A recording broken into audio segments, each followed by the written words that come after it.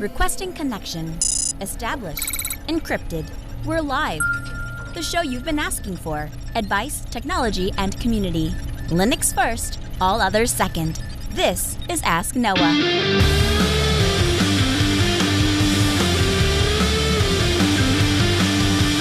Live from Multispeed Technologies, the Ask Noah Show starts right now. This is the show where we came to do all the things on Linux they said couldn't be done and take your questions on how to do the same. The phone lines are open this hour. To be a part of the program, it is a free call. 1-855-450-NOAH. That's 1-855-450-6624, or send an email to live@asknoahshow.com. My name is Noah Chalaya. I am your host. Delighted to be here with you as another episode of the Ask Noah Show kicks off this hour with me, my co-host, Steve Owens. Welcome in, sir. Greetings from a very windy South Dakota. You know, we're sitting here in the studio and hanging out, having a good time, having conversation. I look down and I'm like, hey, we have to go do a radio show. I got distracted. I goldfished it. I'm sorry. Yep, you know it happens. It does. Hey, we'll go straight to the phones. You can join the program, make your voice heard, become a part of the program. 855-450-NOAH. It's 855-450-6624. The email, live@asknoahshow.com. James joins us from Idaho. Hey, James, welcome to the program.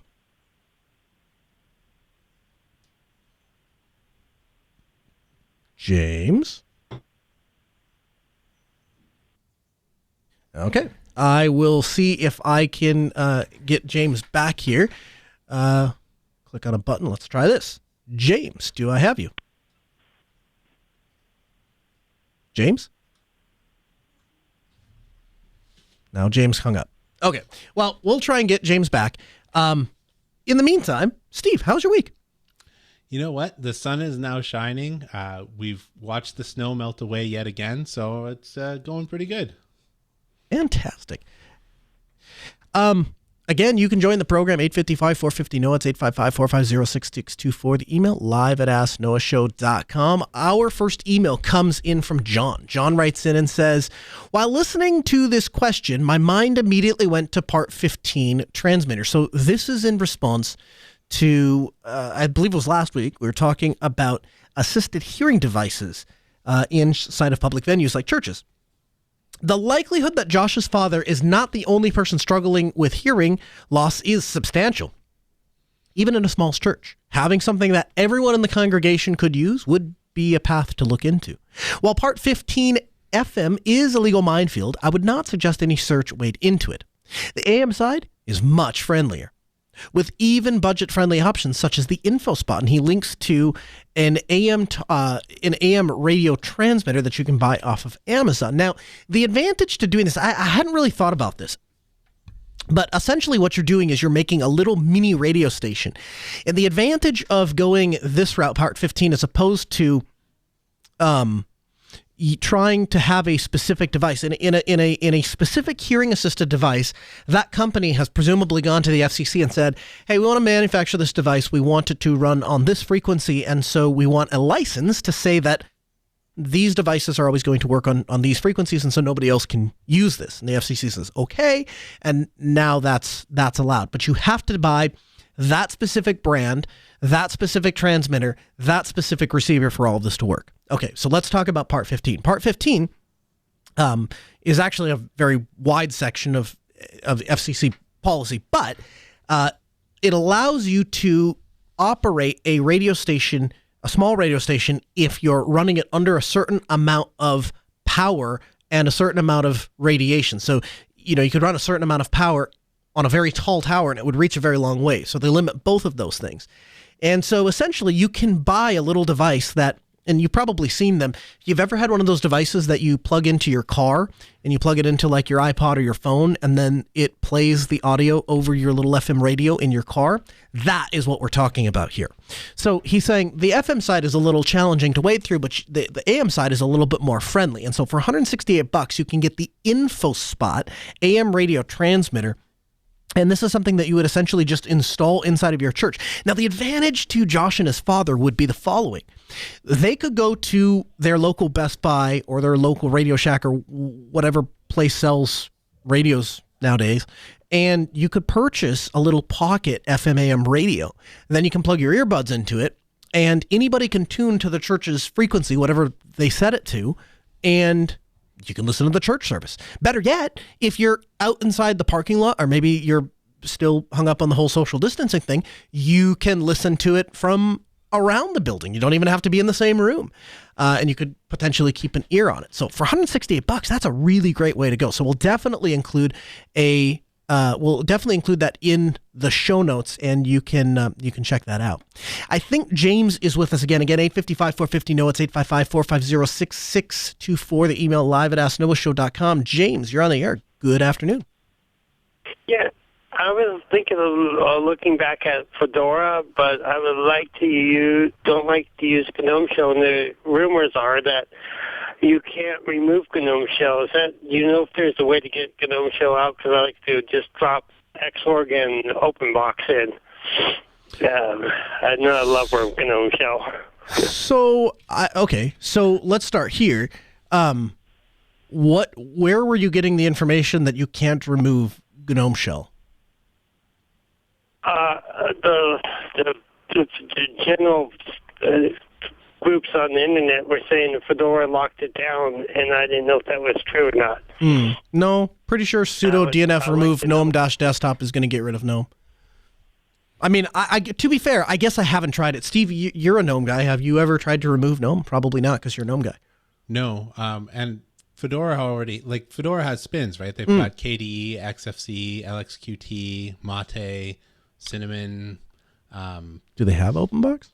i3. I don't know if they have OpenBox, but I guess my point is like, if I was going to try and do something like that, I'd probably do like LXDE or LXQT and just kind of graft the OpenBox on, because both of those are super light without having like massive amounts of dependencies. Like, so if you did GNOME, then you're going to pull in all of GNOME stack with it, which is not necessarily what you would like. So if you're going to replace something anyways, I would tend to go with something. I might even try i3 and then just change out i3 for OpenBox. Is there such a thing as like a minimal installation of Fedora, and then you can just manually add the desktop environment you want? Well, there's Fedora server, and it would have the same package repos, so you could probably build it up that way. I'll bet you my bottom dollar that if you open up, not open a terminal emulator, but you actually, Control Alt F1 F2, get down to a real terminal, sudo dnf remove gnome-desktop and sudo dnf install OpenBox. I bet you it works. Yeah, I'm trying to write some almost pathetic software. Just barely meets the 64-bit processor, but it has like almost no RAM.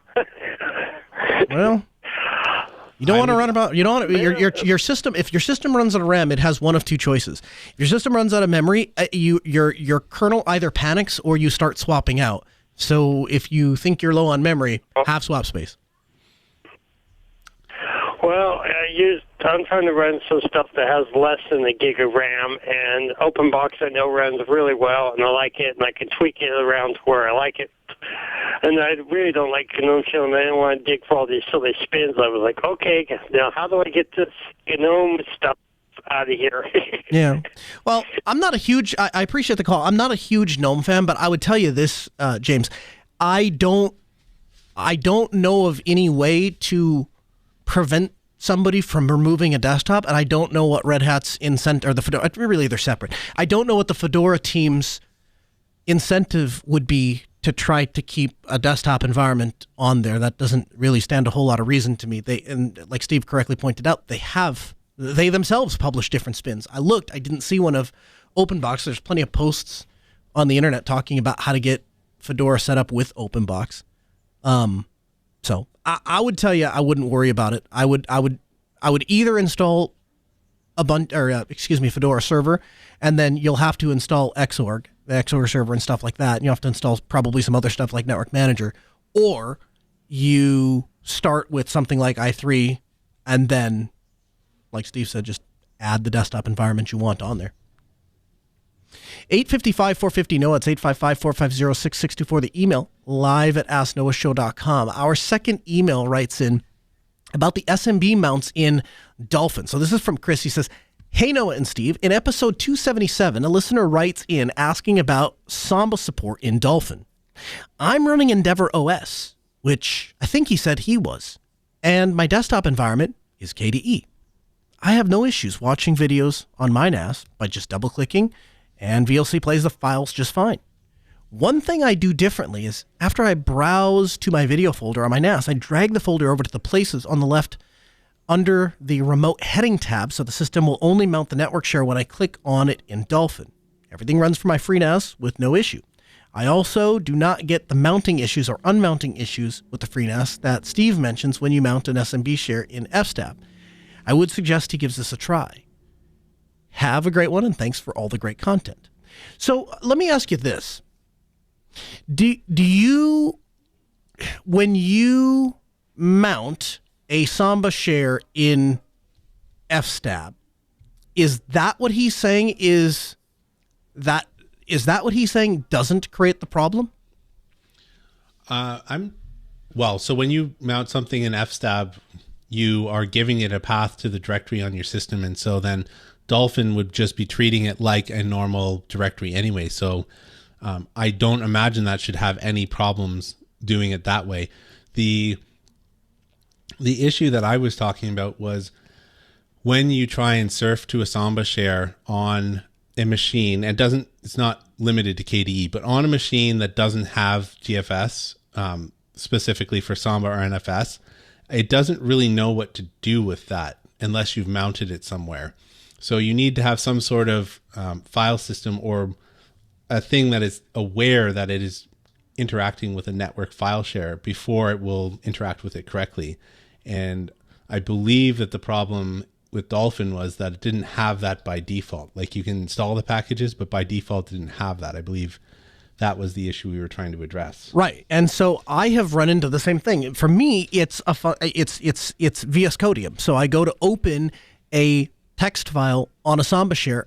I can't do that. I can't, because there's no place in the file system to browse to the thing. And if I try to go in Dolphin and open the file there, it copies it to some sort of local cache thing and then opens it there. So then every time I click Control-S to save it, it pops up with this message. Hey, would you like to overwrite this file that's sitting on this network share, because it's trying to copy that file back up. And so the thing that confuses me about Chris's comment here is he said, everything runs fine off my FreeNAS with no issues with the share in FSTAB. So is he mounting it in FSTAB, and is that how he's getting around that issue? It's hard to say. We'd have to ask Mr. DeLuca to call in and chat with us. Hey, Chris, give us a call. So anyway, if I'd be interested to know specifically what those packages are. So I guess, Steve, you don't know off the top of your head, do you? I do, actually. I can grab them for you here, because you have to install them when you do, for example, Arch from scratch. You have to go and grab them because they're not installed. Very cool. This is the advantage of having somebody who runs Arch. These are the advantages of Arch. This is also, by the way, what keeps me off of Arch is I go to do something and I'm like, hold on a second, that isn't there? Of course it isn't, because I didn't install it. So you want GVFS for virtual file system, and then -Samba SMB or -NFS. And if you're looking to do your phone, there's -MTP and -GOA is another one that I install for as well. And you can also do photo, or there's a bunch of the virtual file systems that will help you out like that. What is GVFS GOA? That one, I believe, let me just quickly look that up, because I actually don't remember off the top of my head. It's a bunch of those ones where, you know, you keep the documentation of like, hey, these were the things that you used to make it go last time. And so sometimes you get into a monkey see, monkey do kind of situation. Absolutely. Which there's nothing wrong with, as long as at one point you knew what all those things did. Yeah. So, okay, that's the online account. So I do that to mount Nextcloud. Like a web dev thing? Yep. It just sits in your direct, like on your hotbar, just like any other thing. So that's very cool. So we'll have all of those packages, the Samba, the NFS, the MTP, and the GOA in the show notes at podcast.asknoahshow.com. So if this is you and you're struggling with this, and this is me and I'm struggling with this, you install these packages and see if that works. And I'm going to try it. I'm going to report back and see if Steve fixed my issue. Our third email comes in from Charlie. Charlie writes in and says, "Good day, everyone. a few shows back, a gentleman was talking about a map solution for camping for his wife. I recommend you check this out. And he links to organic maps for offline hiking, biking, trails, and navigation. And this actually, not only did it come in as a feedback, a couple of our producers had posted this to check out.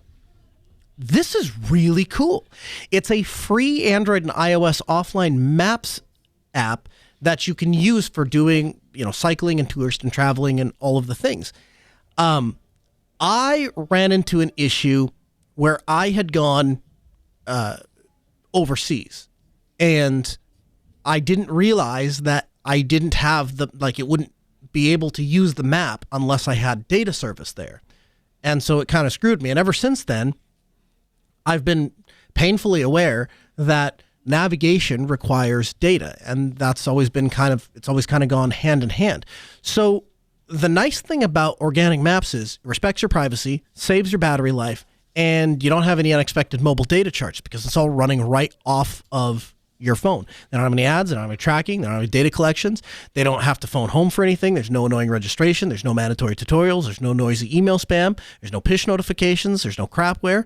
And then they say there's no pesticides, it's purely organic. Get it? Haha. Organic maps. Steve, you heard of this or played with it at all? I haven't played with it. Thanks, Charlie, for sending this in. I might put this on my phone. I normally do one of the maps that allows you to download areas at a time because traveling for work, I am keenly aware that navigation doesn't work particularly well if you haven't done it in advance, downloading your maps. So I usually prepare ahead of time, but I might check this out. Do you travel outside of the country at all? I mean, I guess, yeah, I'm going to ask that question because you were in Canada, so I guess that probably frequently means you travel outside of the country. But I suppose as long as you stayed in North America, I think that's where it bit me anyway when I left North America. Have you ever left the continent? Well, why wouldn't it bite me coming to the U.S.? Because it's still in North America? North America still requires you to have data. That's true. So okay. So you've had it to where, hey, I don't have data, or I don't have a thing, and now I can't get the map information I'm looking. Pretty much. The plans in Canada were particularly terrible, and so I had the travel plan gave me 300 megs a month. So you do a lot with 300 megs. Go for it. Good thing you work in IT and have Wi-Fi when you get to your ultimate destination, huh? Yeah. Organic maps. We'll have a link for you in the show notes at podcast.snoshow.com. They have it available on App Gallery, F-Droid, Google Play, and the Apple App Store. So I highly recommend you check that out. I'm going to download it and see if I can switch over that as a map app. That would be very interesting. And there's as we're talking about this, there are people that are talking in the chat room. You can join us at geeklab.ninja, and they're saying, "Hey, we use this and it's really great." Now, here's a question. I wonder if there is an initiative or if there's any interest in moving this kind of thing over to things like Sailfish OS and UbiPorts and Plasma Mobile and those kinds of apps. I say that because I had a very uncomfortable experience one time where I was at a Linux Fest and we were going to go for ice cream or something like that. We get into the car and we're driving and we can't find the place that we're looking for. And I look over the guy that's next to me and said, "Hey, can you pull this up on Maps?" Well, my phone doesn't have that. What kind of phone do you have? And he was using an open source operating system, said it doesn't have maps. And I thought, how do you use that as your daily driver and not have navigation? And why has nobody addressed that, or why has nobody been working on that? That's crazy. That's like a key function of having a smartphone. So the fact that something like this exists, the fact that something like this is crowdsourced and available is really cool. I don't know. I get along just fine without navigation. There's just something about using your brain to map out your stuff, and if you don't flex that, you'll lose it. And so most of the time I do what I did back before there were smartphones. I look at the route on a map. I decide, I figure out ahead of time how I'm going to get wherever I'm going, and then I go. And then once I've gone once, I can, and especially coming back, then I'll be able to retrace those steps. So to your point, there is a lot of peer-reviewed studies that correlate early onset dementia and Alzheimer's to people that don't keep their brain actively engaged. And so the people that do crosswords and navigate by thinking and those kinds of things can actually off-put early onset dementia, those sorts of things. There was a recommendation I saw a while back that when you're navigating, you should intentionally try to take different routes. And it keeps your mind sharp and keeps those neural pathways working. So there's a lot of truth in what you're saying. There's a saying in the airline industry, child of the magenta. And it's because there's a whole generation of pilots now that have trouble navigating, and they look down and there's a magenta line and they fly the magenta line, and that takes them to their destination. And if that were to ever go away for any reason, they don't know what they're doing, and that should terrify us. So organic maps, would you use this for just like, hey, I'm going to get a route and then I'll commit it to memory or kind of look and plan out my thing and then I'll close the app and go back to doing it, or not even for that? No, I absolutely would. I mean, right now I think I'm using Here We Go for that sort of stuff. So I'm always open to an alternative that actually works decently. The problem that we had is that where we were, Apple Maps wasn't fantastic. Like, we tried a bunch of those maps and it would be like work 70% of the time. And that's just not good enough. Fair enough. Our fourth email comes in from Howard. Howard writes in and says, "Hi, Noah and Steve. Last year in December, I wrote into the show to ask you both how I would go about changing my career from an English teacher to a position in an IT using Linux. Steve very kindly read through my resume. He gave some great comments, and he even did an old resume to use it as an example for a style guide. I changed my resume per Steve's comments, and after 160 applications to multiple companies, I'm delighted to inform you both. I'm going to become a technical support engineer, a position that uses Linux as a host of other technologies. From the very bottom of my heart, thank you so much, Steve, for your help. I can't describe how much it means to me that you've helped me change my life for the better. I used TrueUp.io for the job hunting per Noah's recommendation, and while it was good, I would recommend LinkedIn for those looking for jobs in Japan. TrueUp caters to those who are living in the US, in my opinion. I actually had one question for the show as well. Do either of you have experience mounting an encrypted APFS drive on Linux? I've tried APFS Fuse, but after entering my encryption key for the drive, nothing else happens in the terminal. The offer is still open for sending you both some small thank you gifts from Japan, but I completely understand if you'd rather not receive them. Thank you again so much for your amazing service to the community. Kind regards, Howard." Hey, Steve, nice job. Yeah. Well, it's team effort. We got Howard hired. Say that 3 times. Yeah, fast. Congratulations, Howard. That definitely took some determination. I know how that goes. It's a lot of failures. They always say that, the most successful people, they just don't. They have so many failures, but they just ignore them. Nobody focuses on the failures. It's only the successes. And I'm glad that you kept at it. The best way I've ever heard success described is it's a pile of failures that you stand on top of.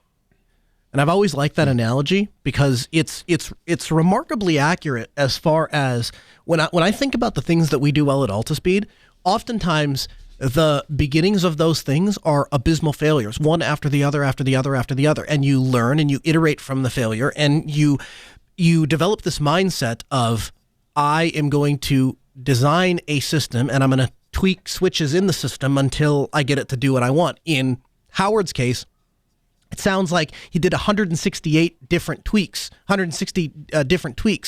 to get his job changed over, but he finally did it.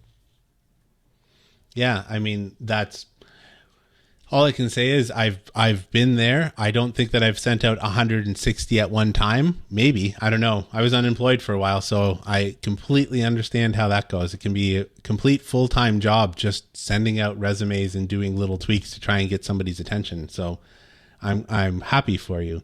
As to your APFS question, I have literally never owned a Mac. So the closest thing I've come to that is my wife has an iPhone, which I don't even touch. So I'm no help. Our church is kind of standardized on Macs, and so I administrate a bunch of Macs, but I've never tried to mount an encrypted APFS drive in Linux. So I guess I can't be a whole lot of help there either, but I have good news for you, Howard. Now that we've read your question, somebody in the community is frantically typing an email as we speak. Hey, Noah and Steve, this is so-and-so, and I know exactly how to fix Howard's problem. And so as soon as that email arrives at our inbox from our carrier pigeons, we will get it in your direction. So if you know how to help Howard, live at AskNoahShow.com. We'd love to hear. Our fifth email comes in from Brian. Brian writes in, hey, Noah and Steve. In episode 281, you discussed wanting a USB-C charging style outlet in your bathroom. As Steve mentioned, if GFCI receptacle is upstream and the line side of the circuit is protected beyond the GFCI receptacle, optimally, it's the first receptacle in the circuit. Likely, the receptacle in your bathroom is not the only receptacle in the circuit, but it may be the first circuit off of the panel. You could go through the process of rigging out the circuit with the tone generator to determine the receptacle's relative location in the circuit. Another possible solution is a GFCI breaker in the panel itself. If this is allowable by the code in your area, this would protect all receptacles on the circuit, and you wouldn't need to know where the bathroom receptacle falls in the circuit layout. I was an electrician in a prior life and a licensed home builder. Thanks for all the great content, Brian. So if I'm understanding all of this correctly, you guys are suggesting just use a plain old regular Type-C outlet that isn't GFCI, isn't special, but just put it downstream of the GFCI outlet. Is that, am I understanding that correctly? Yeah, the theory is that the GFI outlet closest to the breaker should protect everything behind it. So that, at least here, that's okay by code. I still put GFI plugs all the way around for water just because I wasn't going to switch out the breaker itself. But the breaker is a good idea too. I didn't think of that. That would actually be a really good idea from the standpoint of not having to figure out which plug was the first one on your circuit.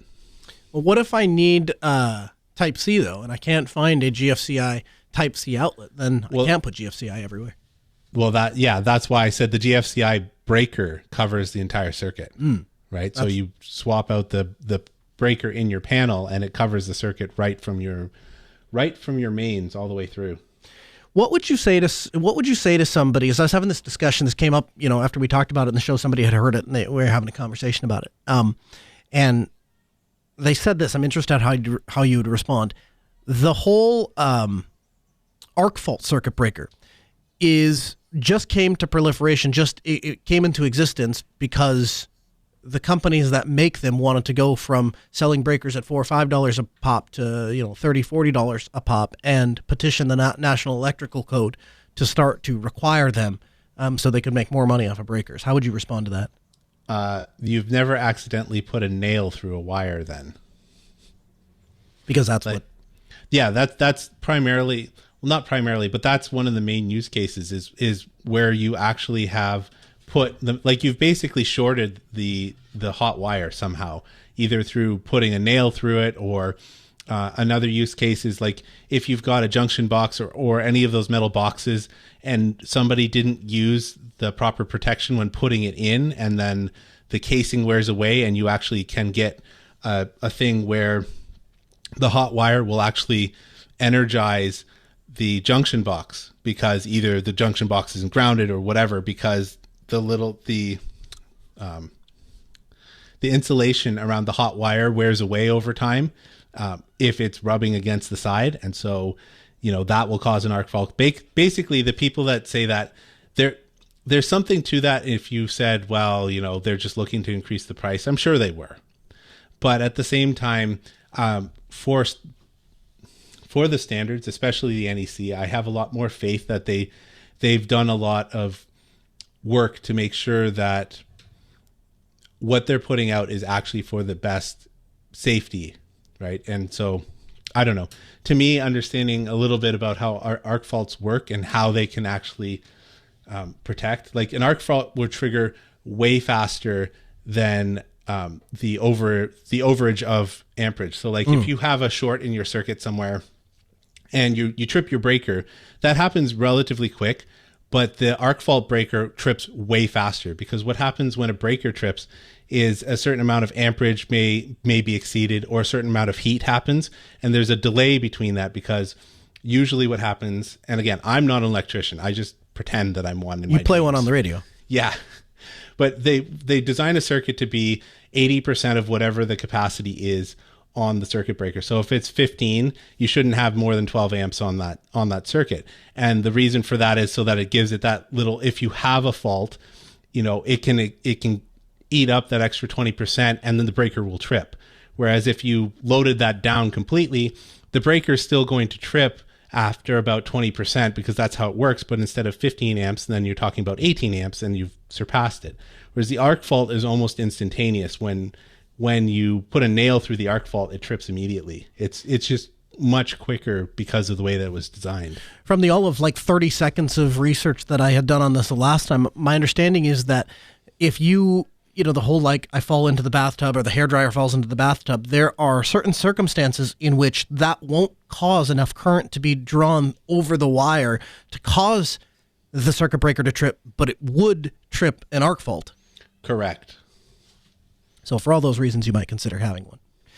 Again, live at AskNoahShow.com. The phone number 855-450-NOAH, 855-450-6624. Our sixth email comes in from Jim. Jim writes in and says, Dear Noah and Steve, thanks for all the great information presented on your show. I really appreciate the varieties of opinions expressed. I'm a longtime Linux enthusiast and hobbyist since the days of Debian Etch and Fedora 7. I work in a small medical practice, and our IT company has a strong preference for Windows, but I continue to gently push them to consider Linux and open source enterprise options. Our EMR, or electronic medical records, accounting software, has email calendaring. It's all cloud-based. We do have an on-site server that's Windows-based, and it has several functions. First, authentication, print server, and a file server. Since we are a medical practice, we still rely on faxes, so there's also an on-site separate fax server. Our IT company has recently proposed upgrading our in-office hardware Firewall. They're suggesting a Cisco Firepower 1010 ASA appliance with a 5-year SmartNet plus 5-year AnyConnect license for our office staff to use the hardware. My question is this: is this the best tool for the job? Since our office EMR, accounting software, and email all sit outside of the firewall, and they're frequently accessed outside of the office, what is it that our firewall is really protecting? We absolutely want to take the appropriate steps to keep our data safe and secure. We also don't ever want to be the subject of ransomware. I strongly believe that security is a process, not a single product, so the firewall should just be a part of our overall security strategy. I'm hoping to get your opinion on whether this firewall product makes sense or not, or if there's other products that you might recommend. If there is a choice to support a product made by a company that shares the values of open source, privacy, and security, I would want to strongly consider that option, even if it costs more. Thanks for all you do, Jim. So what do you think, Steve? You undoubtedly have some experience with Cisco ASAs. Do you like them? Are they good? Is it the right tool for the right job? I mean, they do their job. I don't have anything bad to say about them. I guess the disclaimer is when I went through school, Cisco was what was being taught. So there is some built-in bias there. But I mean, it's changed tons since when I went through school. But they do their job. That's all there is to say about it. Yeah, nobody ever got fired for buying Cisco. And I will tell you, I think I've said this on the show before, but I'll repeat it.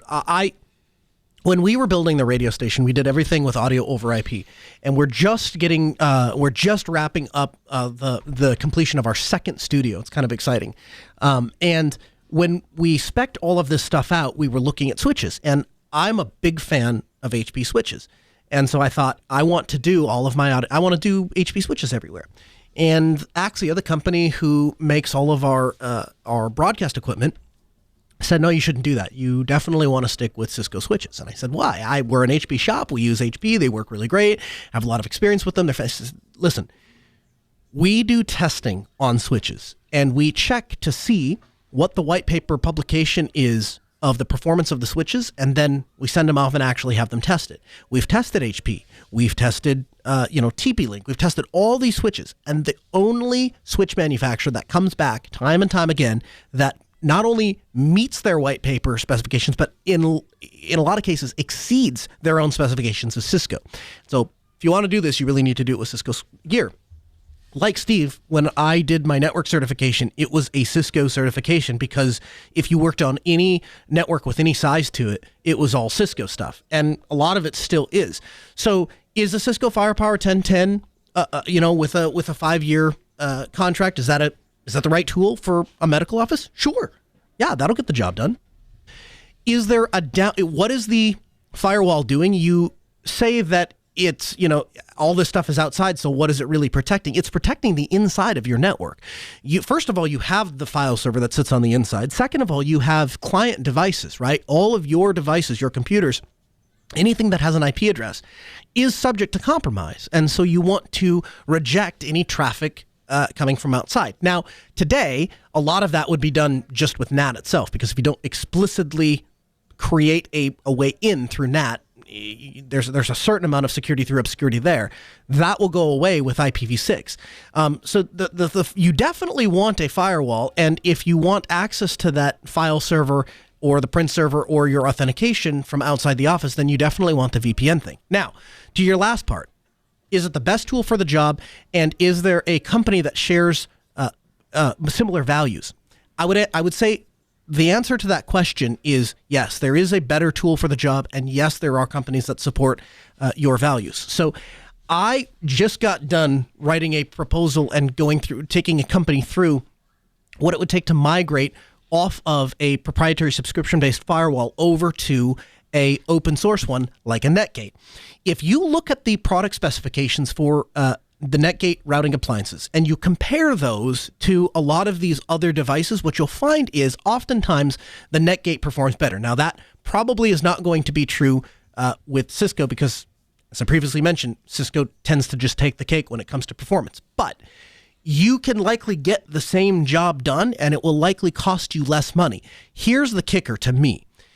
That 5-year AnyConnect license means that every time you want to have people connecting through VPN, you're going to pay a subscription fee. You're paying Cisco a subscription fee for the privilege of accessing your own network. Now, I am all on board with paying some sort of recurring fee for the purpose of continued development. But to pay for specific features, I'm not sure I really get behind that. If you went with something like a Netgate 7100, you are likely to be able to power your entire medical office. You're also likely to be able to set up OpenVPN and have anybody connect remotely that wants to connect remotely. You can pair that with Suricata if you wanted intrusion detection or intrusion prevention, and that will likely get you the same end result as your Cisco system. But by purchasing that device, you are supporting a company who will continue to maintain pfSense. And so for that reason, I would highly suggest you check that out. Our 7th email comes in from Ryan. Ryan writes in and says, in the past, when the topic of home automation has come up, I found it very interesting, but not really all that compelling. The idea of having your basic light and light switch has always just been fine with me.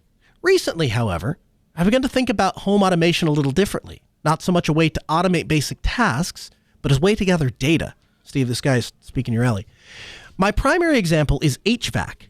We just had a failure at one of our zones, and it was the middle of the day. The temperatures were high, and we guess over the AC was not cooling. This got me thinking.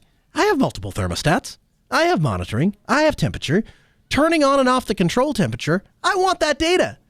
I would love to have graphs of the temperature when the unit turns on, how long it takes to raise or lower to the desired temperature, perhaps some alerts when the system is working harder than it should have to. Maybe I would even know a potential failure before it actually happens. Being able to control the temperature from my smartphone, that's neat. But a better understanding of how the system is working or not working, that would be gold. My question, do you guys have any specific knowledge or recommendations regarding smart thermostats, including I'm at ground zero with home automation currently? And, more generally, any thoughts about the different purposes and abilities of home automation software beyond just automating simple tasks? Well, there's an obvious question. Where do I start? What software do I want on my VM? Thanks, Ryan. All right, Steve, home automation expert. Where does Ryan start? Well, I don't know about expert. So I looked into thermostats. I switched mine out. I wouldn't call it a smart thermostat necessarily in the traditional sense. So I went with the Venstar T7900 because it has a local API, which means that I never connected it up to the silly service that they have. It can connect to your Wi-Fi and all the rest of that. And Home Assistant can talk to it, which is the primary interface that I use. So it can do things like set the set the humidity and temperature and all the rest of that, it can, because the thermostat also checks the air filters, it gives you a sensor of like the air filter's okay. Like I can see, for example, I'm looking at it right now. Today, the heat stage 1 ran for 98 minutes and the heat stage 2 ran for 21 minutes. And that, it's reading at 70 degrees Fahrenheit and so on. So I do quite a bit with this data just as a general rule. So I kind of have a staged approach. The thermostat actually goes off even in the wintertime, goes completely off from 10 p.m. until about 3 a.m. Then at 3 a.m. it turns on and kicks on to like 62, and then it gradually heats up the house more and more right until about the time that I get up at 5:30. And then again when my wife gets up because she's cold.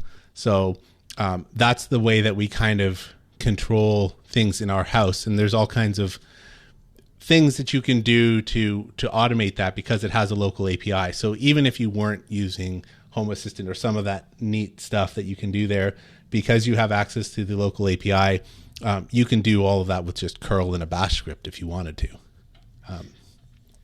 The other thing that I have done, and you only do this if A, you are comfortable with power, or B, you're going to hire an electrician, is you can actually get what are called CT clamps, so currency transformer clips.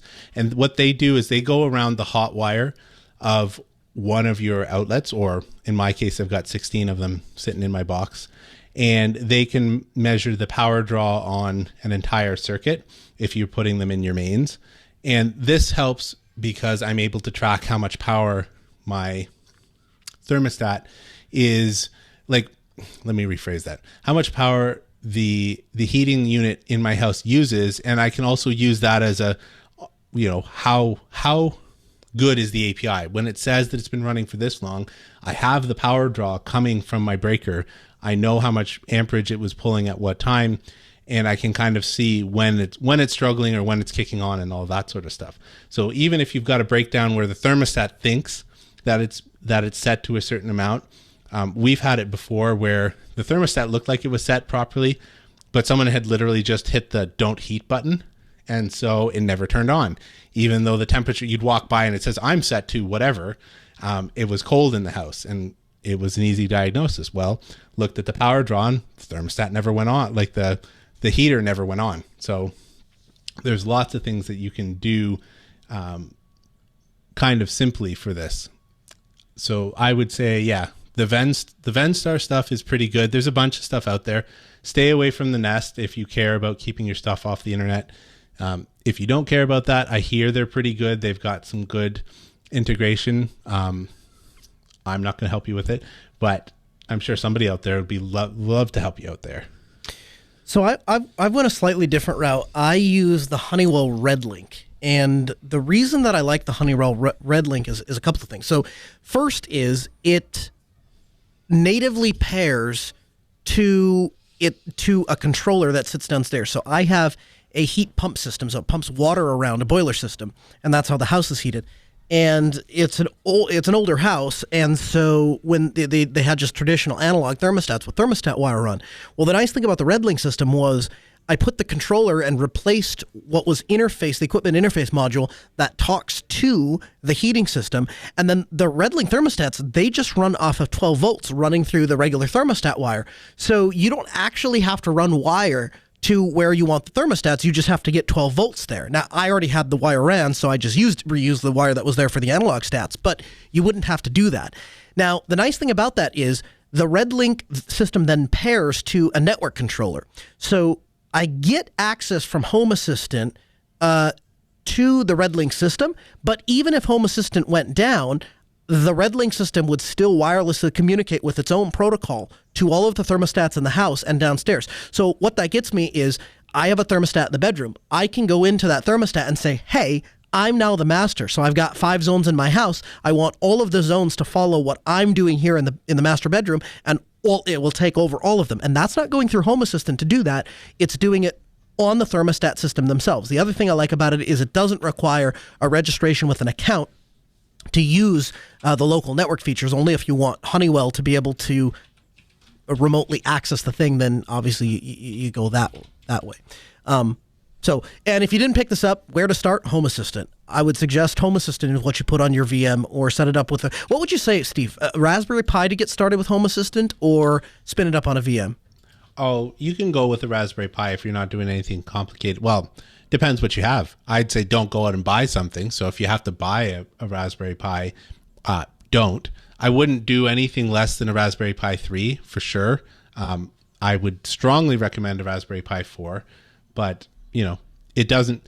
Home Assistant doesn't take any grunt if you're not really doing anything complicated, like causing a lot of logging, or trying to make it the hub of your house. If you're just automating a few things, it'll be fine to start out with pretty much anything you throw at it. Again, 855-450-NOAH. It's 855-450-6624. The email, live@asknoahshow.com. JT is standing by with the latest Linux news headlines. Here he is. From the Linux Newswire newsroom, this is the Week in Review with JT. The Linux Foundation and Google Cloud have launched Nefio to automate 5G edge sites. Microsoft shifts its Sonic development to the Linux Foundation. Sonic, which stands for Software for Open Source Networking in the Cloud, could attract stronger enterprise interest for the open source network operating system. Razer's first line of Linux laptop is here, but it's not for gamers. A company called Lambda is now putting Ubuntu on a souped-up version of last year's Razer Blade 15 with Razer's full blessing, the aim of which is to sell it for machine learning and artificial intelligence researchers. Google has shared its plan to make Steam work on Chrome OS with Linux. Intel Raptor Lake P graphics driver support has been added to the Linux 5.19 kernel. The open source project Coreboot hit a major milestone this week when Linux developers successfully installed Coreboot on an MSI Z690 Alder Lake motherboard. DistroBox recently released version 1.2.14. DistroBox allows you to run multiple Linux distributions inside the terminal on your Linux system using Podman or Docker. These containers are integrated with host to enable users to share their home directory, external storage, USB devices, GUI apps, audio, etc. LXQT 1.1 has been released with theme updates, panel improvements, and more. The lightweight desktop environment gets further refinements to improve the look and give users more control. Turnkey Linux 17 Stable has been released, along with preliminary Raspberry Pi 4 builds. Manjaro Linux has released 21.2.6, the latest point release in their 21.2 release. This release comes with updated desktop environments that include KDE Plasma 5.23.5, XFCE 5.16, and Gnome 41.3. Krita 5.0.5 has been released with a bunch of bug fixes. The devs hope that this will be the last point release before Krita 5.1 comes out. And lastly, Pipewire 0.3.50 has been released. All right. Thank you, JT. We'll have another update from JT next week. He gives you the week in review, and you catch it here on the Ask Noah show. So, Steve, Elon Musk bought Twitter. It happened. Yep. I'm kind of surprised, especially after the up and down of they're going to make a poison pill, and there seemed to be a lot of let's not beat around the bush. I think there was a lot of hissy fits that were being thrown all over the place, and I didn't really understand it. I just didn't understand it. If you think that the social media needs to be protected, Twitter is the smallest of all the social media platforms. So getting your toehold in a small social media platform didn't seem like it was going to start World War III, but that was the definite indication. I actually woke up and I was like, I sent one of my friends who has a differing political opinion a message, and I was like, so this is what it looks like when the world's over. I had it on good authority that I shouldn't have woken up this morning. So I have to ask, Steve, do you see this and was your thought, hey, this is great, or this is terrible? No, I think it was a good thing as a general rule. I wholeheartedly support free speech, and I also like the idea of tying free speech to your name. I don't think that free speech means that you have the right to, just pop off and say any ridiculous thing under the guise of anonymity. Like, this is the only time in history where you've ever really been able to be anonymous while standing up in the town square. It's I think that people react differently when they realize that there's going to actually be some consequence for the things they say. And having said that, I'm sure I'm going to get an avalanche of hate mail sent my way.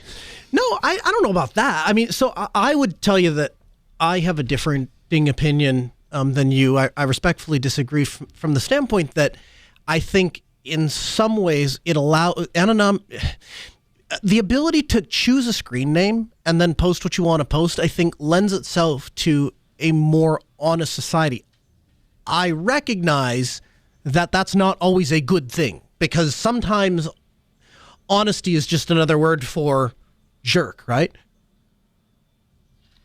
Yeah, I mean, I don't buy that argument. I think that the world is a better place when people thoughtfully consider what they're going to say, as opposed to just, being 100% honest. And that probably strikes you as slightly ironic coming from someone like me, but there is something to the fact of social norms kind of held us in check for a long, long time. And I think that in terms of how society got along and the cohesion and let's say the uprightness of society has declined as we have had less respect for each other. And respect is bred and taught by making sure that people interact in a reasonable way. So if I were to sum that up, we kind of forgot that there's people at the other end of that computer. Yeah, I mean, that pretty much does it. I agree with that. I like the fact that we are going to move towards a more open platform. And, there's a lot of things that have been circulated around or kind of discussed, including stuff directly from Twitter. Things like their own Project Blue Sky, which was a plan for interoperability, federated, standardized platform for social media. And this is coming from within inside Twitter, right? So I think the previous direction of Twitter was this lock it down, control what people can say, that sort of thing. I like the fact, I guess we'll find the space to agree that Elon really wants to move the needle forward with opening this back up. That, I think, is good for society in general. If we tie it to a name, whatever. I mean, I'm the position that I'm in, I guess that boat sailed a long time for me. If I wanted to, stay private or whatever, people know who I am at this point. So that boat has kind of sailed, but this is going to be good. I think this is going to be good. I'm excited. Congratulations, Elon, for buying Twitter. $42 million. What a deal. Hey, the music in our ears, it means we're out of time.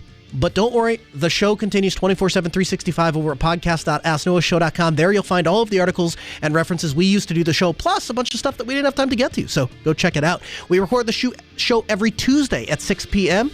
You can listen to us live at asknoahshow.com. We'll see here back next Tuesday. Easy for me to say, at asknoahshow.com. Have a good week.